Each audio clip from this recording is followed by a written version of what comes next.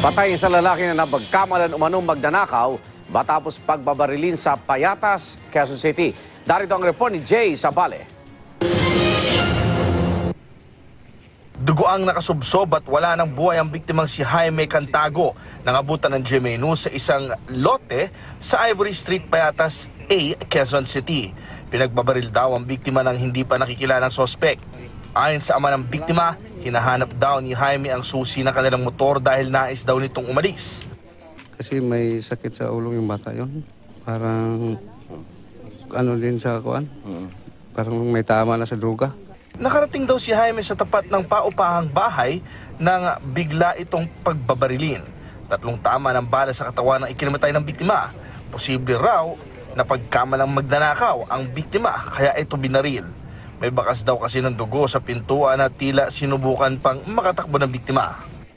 Nung nakita namin yung cadaver, hinanap ko yung pinanggalingan ng dugo eh. So doon lang sa bahay niyon, doon sa may pinto. Sabihin, doon nagkaroon ng struggle tapos doon siguro yung pamamaril, dito na yung pagtakbo, dyan na siya siguro naubusan ng hininga. Nakausap niyo po yung may-ari ng bahay, sir? Wala po, negative po. Yung pagdating namin, wala na akong tao yung bahay na yan. Kilala niyo po yung may-ari ng bahay? Nakakapagtanong? Hindi rin po eh, pero mayroon info na nasa probinsya yata yung may-ari. Tapos may tenant yata dyan. Pero hindi natin mapinpint kung sino yung tenant. So isa siya, sir, dun sa imbestigahan natin dito sa kaso? Siguro, bahala na po doon yung mga operatives kung pwede nila imbestigahan yun. Kasi doon naman ang galing yung mga bloodstain. Sa ngayon, pinaghahanap pa ng mga otoridad ang nangungupahan sa bahay dahil wala ng tao dito nang puntahan ng mga pulis kagabi. Inaalam pa ng pulisya ang motibo at kung sino ang nasa likod ng pamamaril.